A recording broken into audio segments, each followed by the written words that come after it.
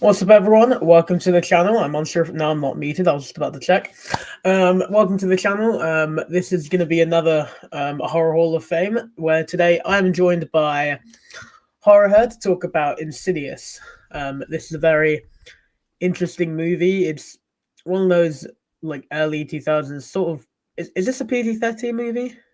Do you know what? I have no idea. I I pass. think it is, but I think it is. It's one of those like, early 2000s kind of more PG-13y horror movies, which are actually quite scary. Yeah, it's a good. I genuinely really do love this movie, but I don't know the rating. I've never looked at it. It's terrible. What's up, Gene? Welcome. How's it going? So what was your like first time watching this movie, and why do you like pick it? Why would you say it's one of your favorites or had like a big impact on horror? So, if I'm honest with you, I genuinely don't know my first time that I watched it. I can't remember. Um, Yeah, but it's one of those movies for me. It just left a proper impact on me because I feel like it. We had so many sort of paranormal um, movies beforehand that didn't. It wasn't anything like Insidious was. I felt like Insidious delved into a completely different pathway for the paranormal.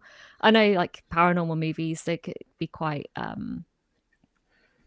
lot of jump scares and everything like that. And although there are a couple of jump scares in Insidious, it played more in the psychological part, which I really liked, and sort of delved yeah, into not only can spirits come into our world, but we can also go into their world. And I found that concept really interesting. And it's just always stuck with me. It's just something I really enjoy watching because it's something that I never thought of previously, if that makes sense.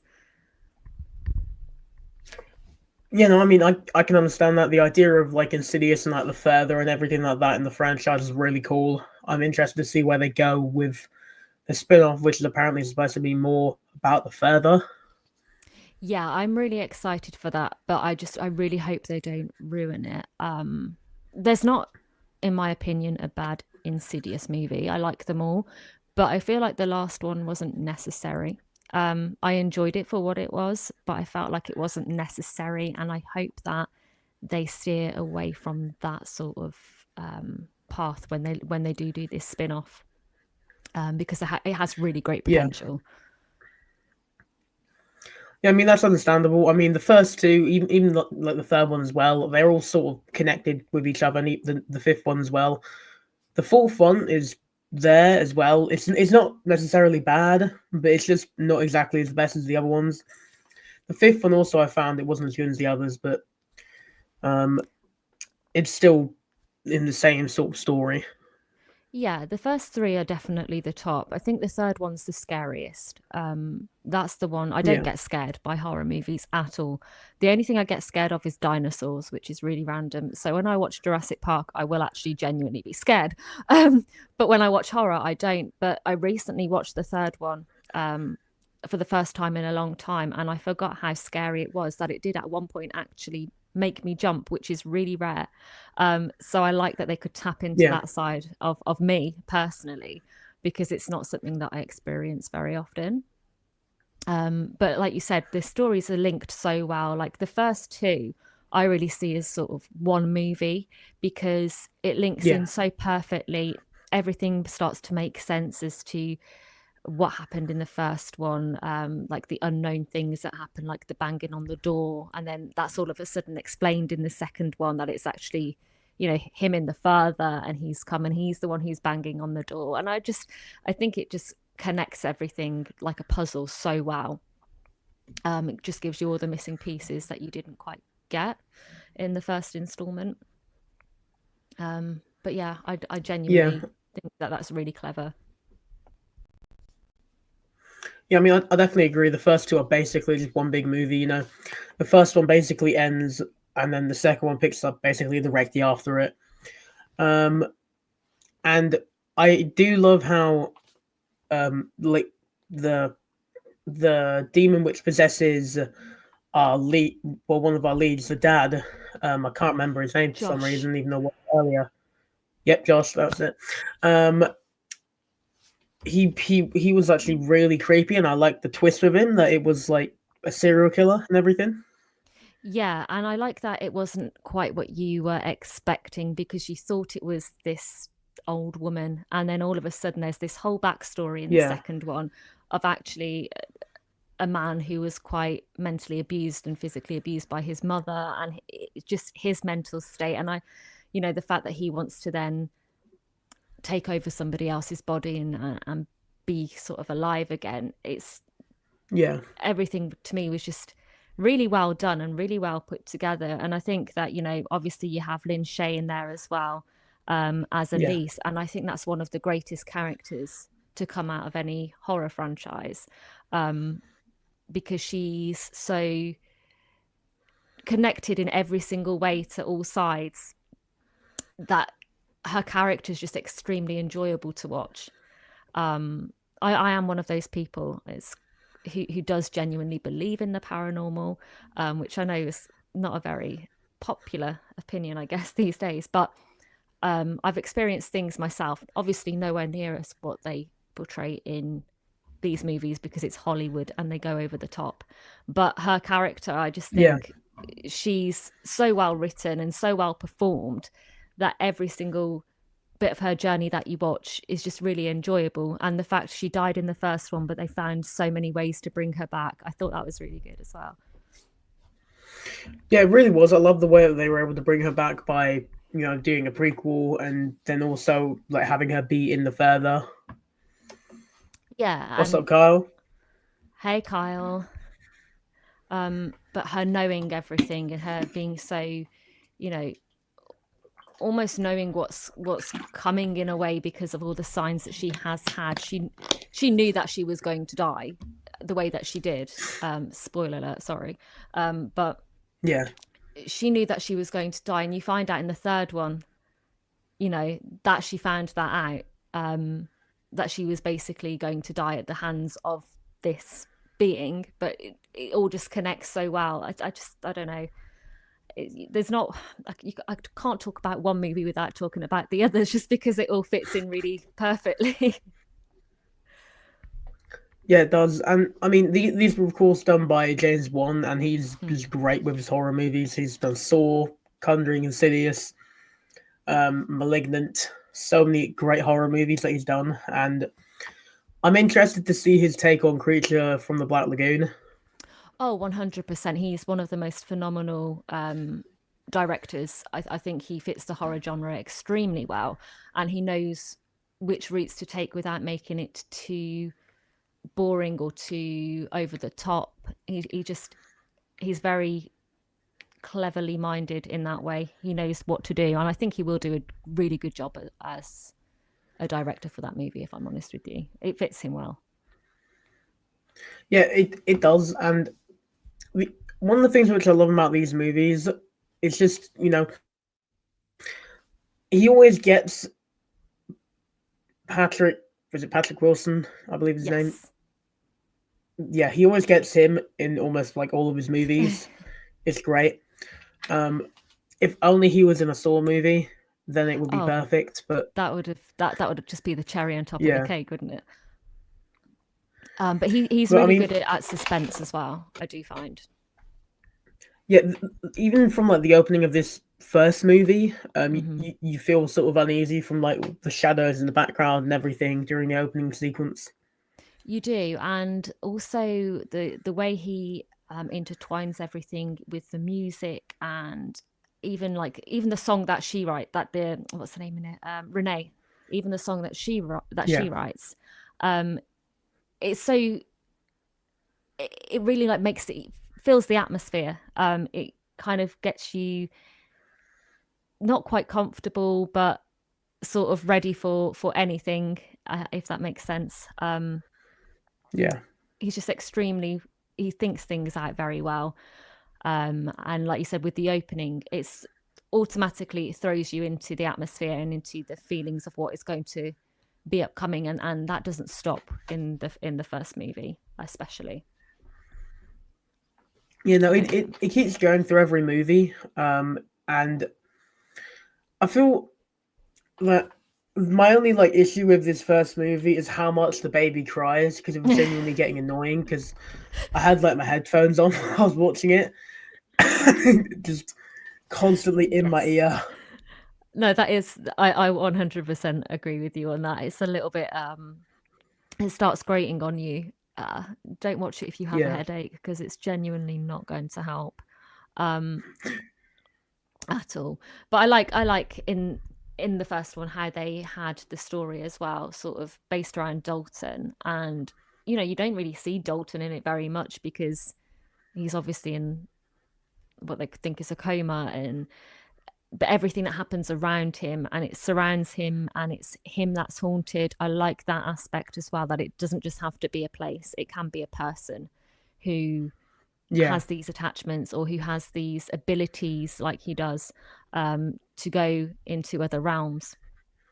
Because I genuinely, as I said before, do believe in these kind of things, and I do think that there are possibilities of doing that in a mental state. So for me to watch that, it just sort of not confirms things because it's all Hollywood, but it puts my mind into a different perspective and gets me thinking.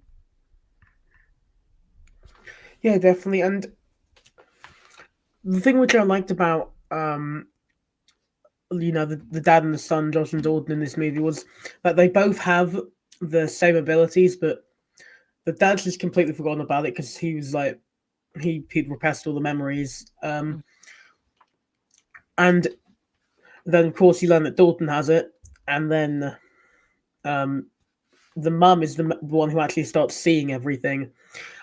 And first time watching this, I thought that it was going to be similar to Orphan, in the case where the dad isn't going to believe anything the mum says and just think that she's going crazy. Yeah, which you kind of probably in reality would think that. You would think that it's some Yeah, sort of grief.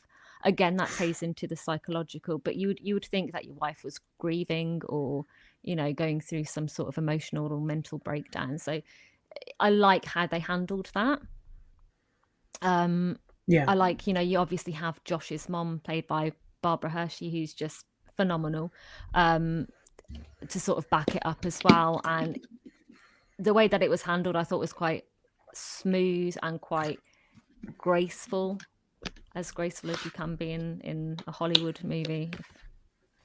yeah, Um, but I do like the way that they handled that, and I genuinely like Josh's character. Um, like you said before, when he's Patrick Wilson's a very good actor, where to the point where his facial expressions just say it all, and you can sort of yeah, flip between the two. And I just think the way that that was directed and the way that Josh's character is portrayed, is really enjoyable to watch, because he's like the core of it without realizing that he's the core, if that makes sense. yeah. That's what I do enjoy as well. He is at the center of it all, but he doesn't know.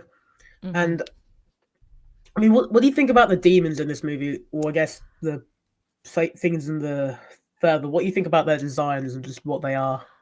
um I okay,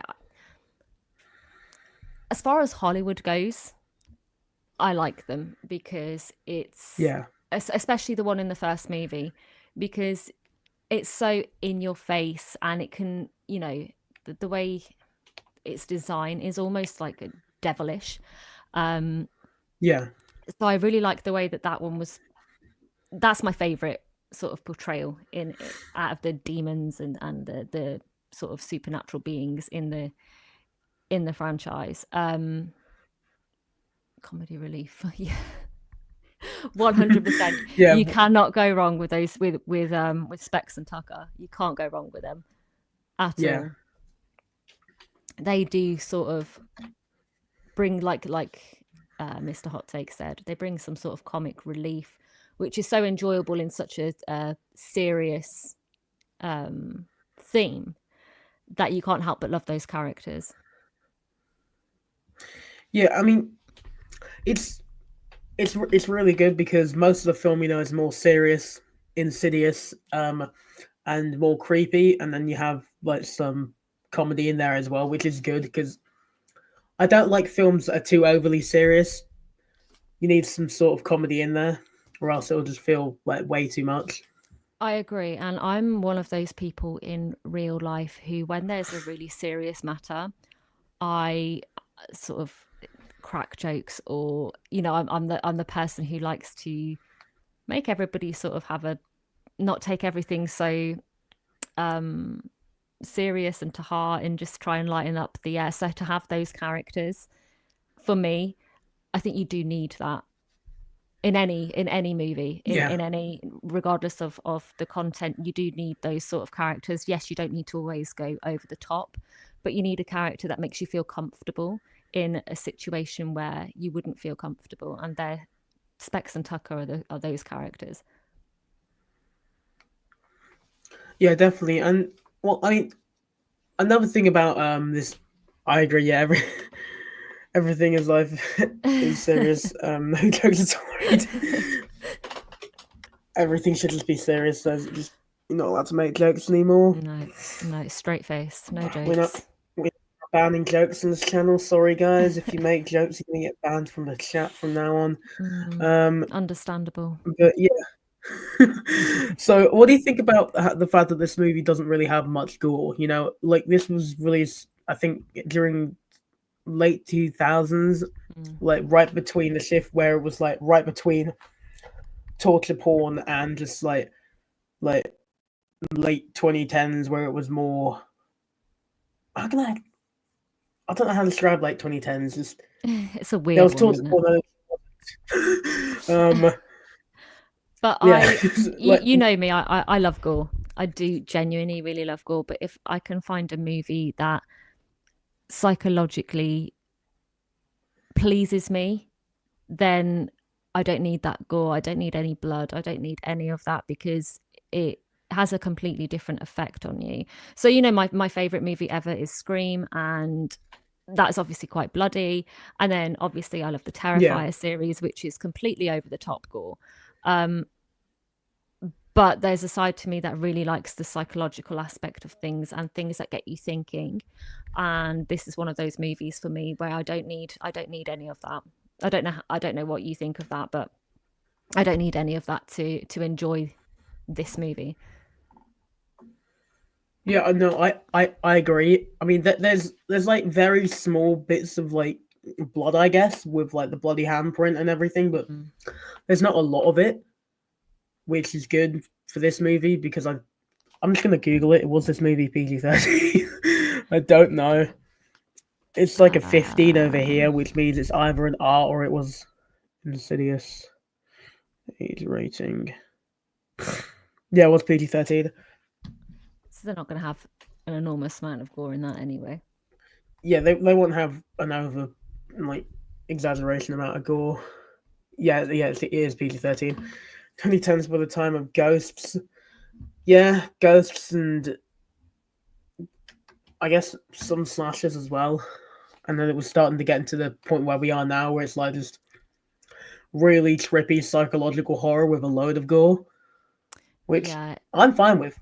yeah, me too. 100%. If you can mix the two, why not?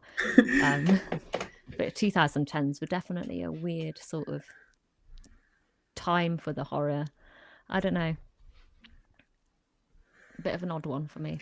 Yeah, I mean, and it definitely was a weird time. But would you say that this movie is like one of like the standouts of that era of movies, alongside stuff like I guess just because it is one of the bigger names, Paranormal Activity and things like that. 100% for me. I think Insidious is definitely a standout of the 2010s. It's the best. For me, it beats the Conjuring series. It beats Annabelle. It beats anything like that. Paranormal Activity. I only really like one or two of those anyway. But I think just because of the consistency throughout the series as well. Okay, like we said, the latest one's not the best. It wasn't really needed, but the consistency throughout it, I've never been really bored with one of the movies. And they've always been something that has a story behind it. It's not just done for the sake of being done. There's always substance in it. Yeah. We need more R-rated horror made. Welcome to the stream, by the way. Best horror I've seen was House and Haunted Hill Netflix show masterpiece.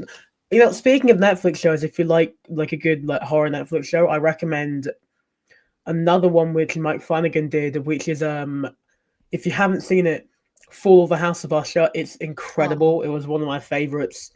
It was so good. It was amazing. That those series in general are just amazing. Yeah, Mike Flanagan is a beast.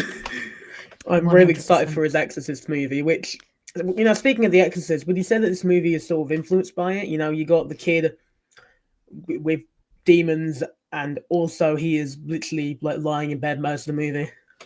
I mean, I definitely can see some aspects that could have been influenced by that. Obviously, they take it in a different route, but there's that whole possession of or at least attempted possession of a child, and yes, there are aspects that you could say were taken from those sort of movies, but I think probably done in a better way. Yeah. The Flanagan verse. Oh wait, no, the Funiverse. I'm gonna get everyone calling it that one day. I'll start calling it that from now on. Netflix is the Funiverse. I mean, what do you think about like the atmosphere of this movie? It's really like eerie at times, and then at other times it's more slow, and then after like a more slower moment, it just shoves you straight into something else.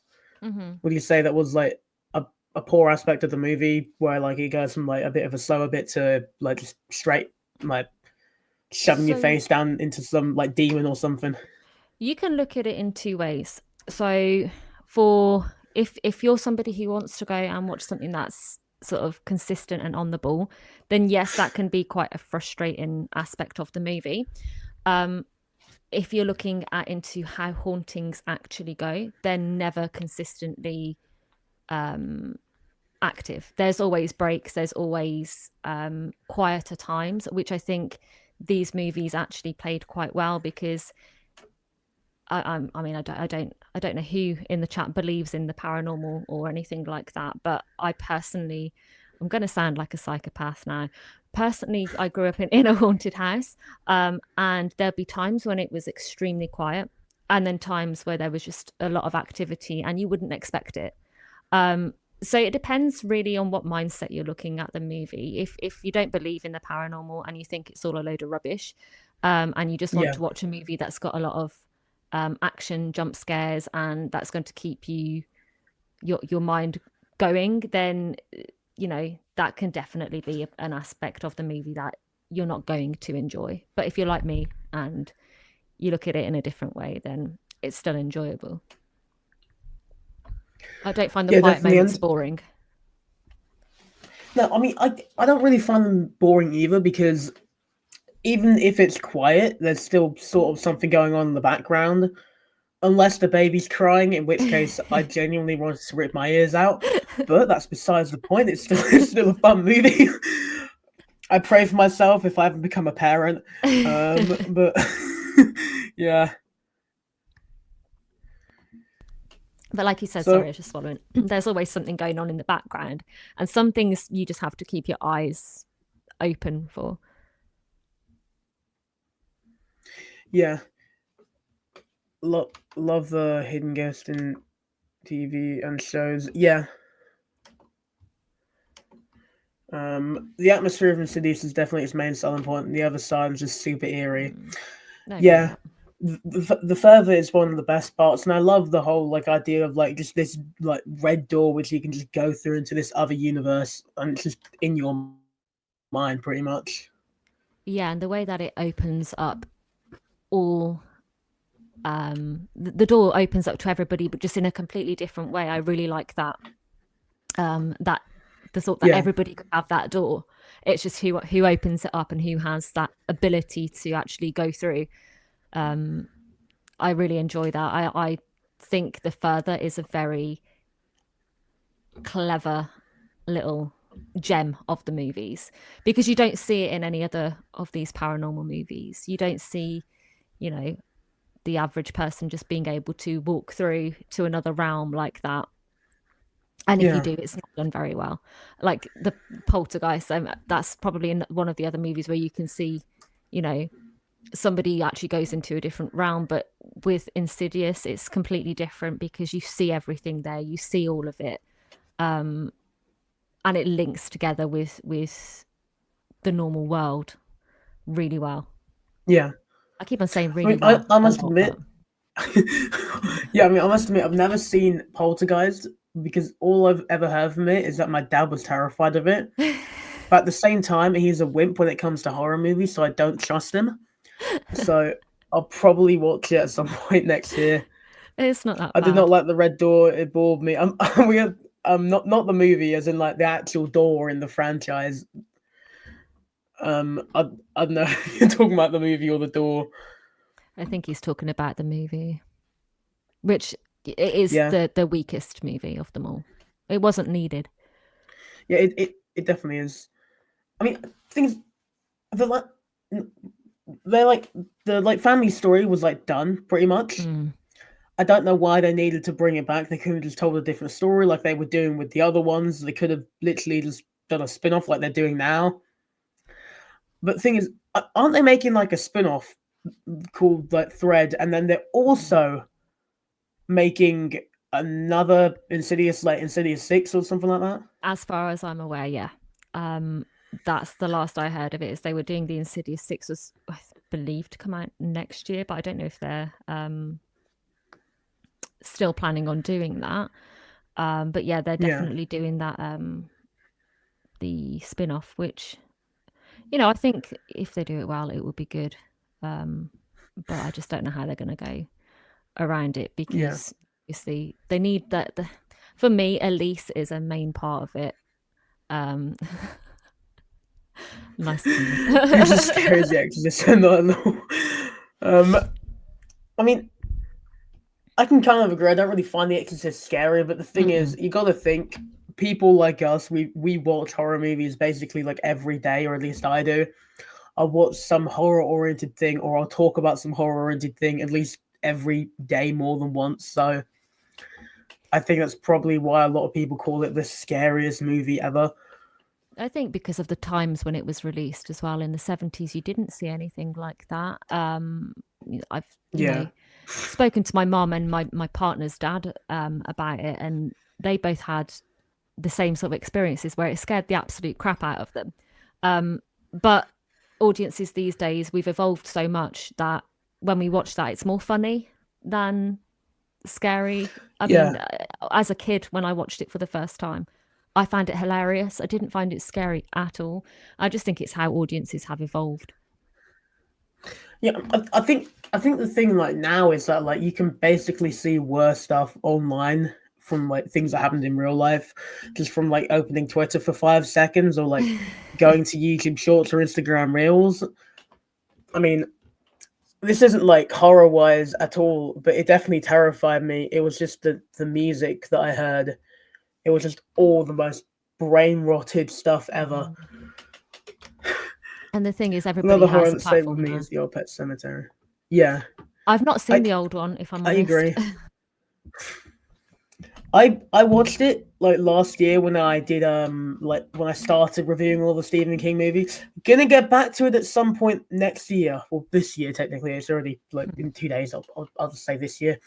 2025. I'm gonna get back to reviewing all the Stephen King movies eventually because I've still got 43 or something plus all the sequels to do. So Wow. it's gonna get done slowly but surely. You got that. I've not seen the old one. I've seen the new one though. The old one's really good. The new one's kind of ass. Mm-hmm. They made like a prequel to the new one, which I haven't watched, and then there's also Pet Cemetery 2, which was like the sequel to like the old one, which no one wants to talk about. Yeah, definitely watch the old one. I agree. Yeah, I will put that on my list to watch. Sometimes I get put off by the older stuff. I don't know why, because it's usually a lot better than the remakes. Yeah. I got to click the wrong button. It's always like I would say, if you want a great comparison, think of how amazing PS1 graphics were to us and how real they look. Same can be said about movies. As tech does evolve, so do our senses. Yeah, 100%. I think humans but in general. what do you think about? Yeah, humans have evolved a lot.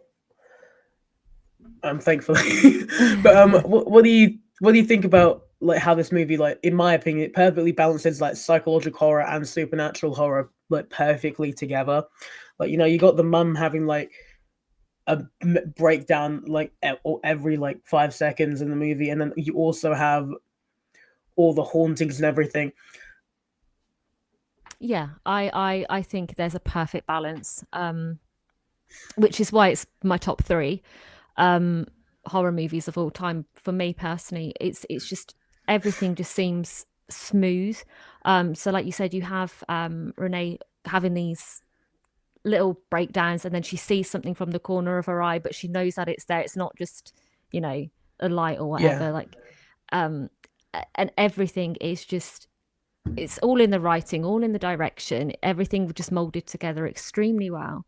And I think that for me, the psychological part of it is really what does stand out in the movie, because it just gets into so many of your emotions.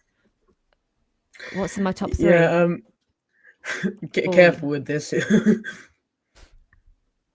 Was that a genuine question? Sorry, like I was on. Sorry. So Insidious is in my top three horror movies. Yeah, no, he's probably waiting for you to say your top three so that he can like critique one of them. Oh, Jesus. Okay. Don't worry, I'm not going to say Exorcist. Don't worry. But obviously, the Scream, the original Halloween, and Insidious are my top three favorite horror movies. Yeah. Sorry, carry on. I don't things with me. I don't even know if like I can pick a top three because that's just like way too difficult for me. Because I love so many movies. I don't think I can even pick a top 10 as well. Yeah, it can always change, but there's just, I find that there's movies that I just always go to, sort of like my comfort movies, or if there's like, obviously, if it's a paranormal movie that I want to watch, it will always be Insidious. So I could say that's my favorite paranormal movie. But then if I want to watch a slasher movie, it's going to be Scream followed by Halloween. That's okay. It really does. It does. You have so many hot takes. It does. Yeah, I agree. Top three are really tough to pick. But what do you think about like the scares in the movie? Because there's so many good ones. Like one of the ones which always got me when like I would first watch this movie, especially the first time you watch this movie, it will always get you. Is when you first see the red face demon. Yeah, that's my favorite. That one will always get you. Yes, yeah. So it's when Lorraine's talking to Josh, isn't it? And then is that the one you're on about? And then he's behind Josh, and yeah, that's so because you just don't expect it, because everything that there's all the suspense there, and but you haven't really full on seen the full blow of it yet. You don't expect it to be right there, and then when it happens, it's one of those things that it gets you. And I think that they did it really effectively. Like it was just so well done how they did that, especially with Barbara Hershey's performance as well, because she's such a brilliant actress. It sort of put you right in there. Yeah. But I also like there's another moment as well where what's her name? Renee's in the bedroom and the man's on the balcony. And for some reason, do you know which bit I'm on about? And for some reason, is it the bit where he like suddenly appears in the bedroom? Yeah, and for some reason that always it's scary. It's genuinely scary because you don't know if that's a real person. I mean, obviously it's not, and you can tell that, but it could be. And I think that's what the scary thing is that anybody could break into your home, and that's the sort of feeling that it gives you, is that in her mind, what did she see? Like, was it real? Was it, all a hallucination? Yeah. And just the way they played that out was really well. Yeah, I mean, definitely like all the like ones which happened earlier in the movie had me first few times, of course, starting questioning like, is this real? Is it fake? Mm. Is it all in the head? Is it not? Then of course, like the halfway ish point, you're basically told about like the further and everything, Mm-hmm. and no, it's no, it's not in her head. It's definitely real. And we spoke a bit about all the like the demons and everything earlier, but I just think that there's one of the best parts of this movie. The red faced demon, the bride in black, the other Mm. one who I don't remember like the name of. It's the one which is like the one which goes into her room. It's Mm-hmm. so like it's so interesting, all the designs that they have, and I love how they go into backstories with them in like some of the other ones. Yes. Yeah, I think the backstories always matter, because if you just put something in there for the sake of putting something in there, it takes away the effect. But to have that backstory um, of what these things are, I think it gives an extra creepiness to it, and it makes the Yeah, story more enjoyable, because it's not just basing itself around a family who are seeing things and being haunted by something. It also puts you in the, in the sort of shoes of those beings as well, and why they are doing what they are yeah, doing. Um, so that's something I really do. It's an aspect of the movie I really, and the franchise in general, I really do enjoy. yeah. And I mean, the demons and like some of the other ones aren't as strong in my opinion. Mm-hmm. Like the ones in 3 and 4, I don't think are as strong as the others, but they are still interesting in their own right. Um, yes, there's a spin-off, and there's also Insidious 6 that they're making. So there's two new ones in development. I'm really hoping they Also, bring what's up, Elise Sippin? back. Hey, sipping. Yeah, You did just say sipping, didn't you? yeah. Then. So yeah, Um, so I've just looked it up because we're talking about it. Insidious 6 is apparently scheduled for release next August. So and then obviously you've got the spin-off. But I don't know when that's yeah. going to be released. I think next year as I'm well. guessing like 20. No, I wouldn't. I don't think they released two in the same year. They aren't stupid enough to do that. Especially like I don't think any franchise or anyone in charge of franchises are gonna do anything like that for a while. After the first Stranger chapter bombed this year, and Mm. then they're just releasing the next one next year, and then I don't even know when they're releasing the third one now. Yeah, I didn't watch The Strangers of this year because I heard so many bad things about it, and it's not really a franchise I've ever gotten into. Um, but Yeah, they can certainly ruin stuff if they overkill it, and that's what I don't want to happen with this movie, because there is only so much you can do with this franchise. It's not one of those things that you can carry on for a long time, I don't think. Just because it will get repetitive and boring, and people love the characters in Insidious. Not necessarily the family, but Elise and Specs and Tucker. People love those characters, and you really yeah, felt in the latest one. Okay, you got a bit of Elise at the end, but it was missing, and that's part of the problem with the newer one. So I want them to be quite careful with how they go forward, because it is going to be quite a difficult thing to live up to, and it could quite easily sort of tarnish the franchise.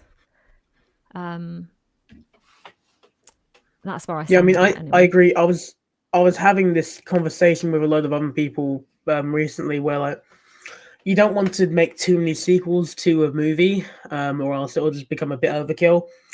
But at the same time, we're always going to end up at this point just because it's like one of like the best franchises.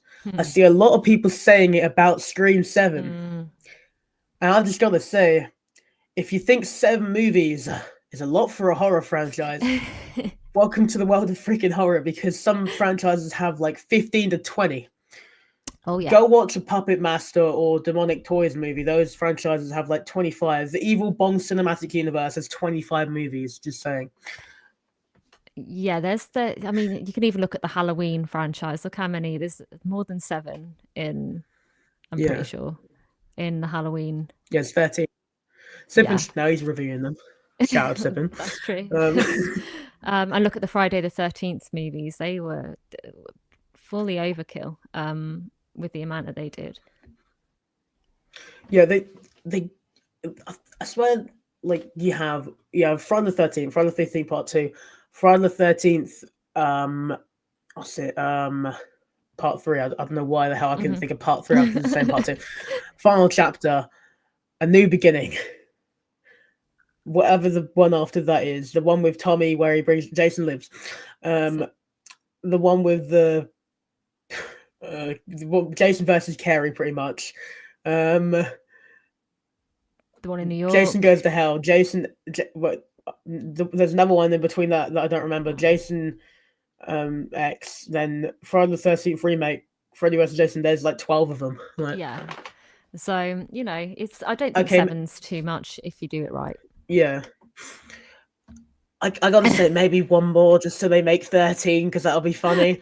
Maybe after that stop, but 13 is the lucky number for Friday the unlucky number. So maybe that's why they haven't gotten it made in ages because they're on that number of movies, and maybe that's why Halloween Ends to so many people suck because it's an unlucky number. I think it's all right. But, yeah. But you saw it with Scream as well. Like they try and go a different route, and sometimes it just, for one reason or another, it doesn't quite work. Yeah. Which I know there's a lot of fans of 5 and 6, which I'm a fan of all of the movies, but it's now going back to its roots, and this is where things get sticky, I think, with franchises where you don't want to overkill it too much, but you still want to serve the fan base. Yeah. Another gem is Cabin Fever. That's one where I like them.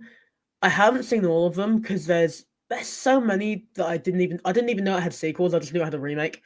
I knew it had a remake and the original because I have the original, a rental copy of it because I bought that off Facebook Marketplace and I got a rental copy of it, cheap as hell, and I was so happy because it's a rental copy and that's the only one that I've seen. They are good movies, though. That's amazing. But yeah, so what's your final thoughts on Insidious? Why do you love it so much? What would you rate it? I would rate it a solid 8 out of 10. I think what really draws me to it is just the balance that's done so well. Obviously you get the jump scares, but you get the psychological, you get the atmosphere, there's good characters in there that you just want to see more of. So I think that there's a perfect balance. Like I said, you don't really see any other movies that are quite like it because they don't delve into it as much as this movie does. They delve into it in different ways. So for me, it's just a really good go-to comfort movie that I can watch over and over. It's got some great comedy, like little comedy bits in it, and just things that really do keep you wanting to watch for more. But it's just, I do think it made a really good mark on the paranormal side of horror movies, and I really respect it for that. Yeah, definitely. So for me, I'd probably also give it an 8. It's such a good movie. The tension building and everything is great. The designs of the demons are amazing. The cast was great. Direction was really good as well. The music as well, which we barely even spoke about, is really, really good. And yeah, it's really fun. But everyone, I'd like to say thank you for watching this stream. Thanks for coming on, HorrHer. Everyone, go check her out. I have all the links in the description, so go subscribe, follow her on Instagram. I don't know if she even uses her Twitter, but it's linked down there. So you're gonna have to use it now. So yeah. Thank you for coming on. I do really appreciate it. Thanks everyone for watching. And we will see you next time. Bye.